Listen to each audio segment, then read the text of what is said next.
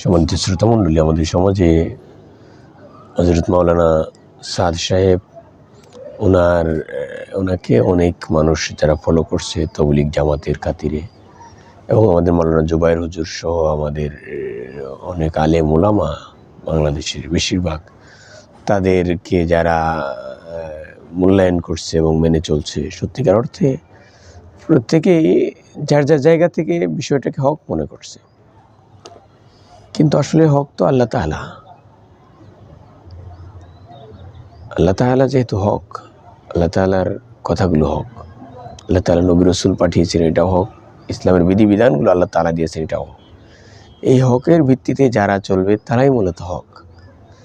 এখন আপনাকে বুঝতে হবে যে আপনি যেভাবে চলছেন সত্যিকার অর্থে কে কতটুকু ইসলামকে প্র্যাকটিস করছে, হকের উপরে চলছে।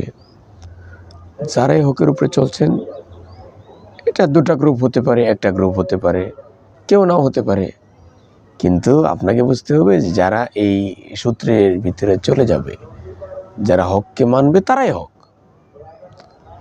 যে এই দুই হুজুর ওনারকে যারা ফলো করছে তারা ছাড়া কি আর মানুষরা হক নয়?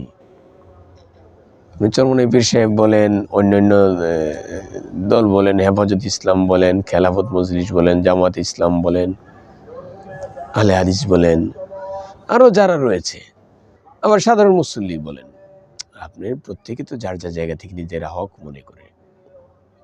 আর হক মনে করাটাও তাদের দূষণীয় নয়। কোরআন এবং হাদিসের ভিত্তিতে যারাই চলবে তারাই হক। কোরআন এবং হাদিসের ভিত্তিতে যারাই চলবে তারাই হক। এখানে দ্বিমত করার কোনো স্কোপ নেই।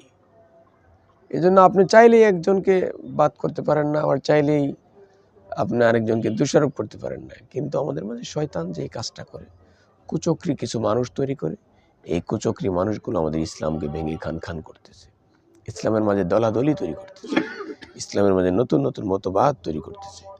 একটা কুচক্রী মহল যারা শয়তানের জালে আবদ্ধ হয়ে গিয়েছে, তারা মুসলমানদের ঈমান আকীদাকে ধ্বংস করার জন্য উঠে পড়ে লেগে গিয়েছে।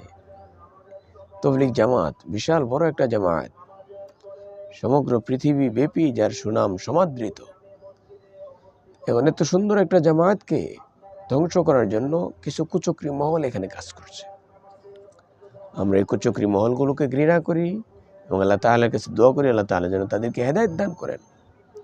সত্যি যদি হেদায়েত না থাকে তাহলে আল্লাহ তাআলা যা ফায়সালা তাই যেন আল্লাহ তাআলা করেন।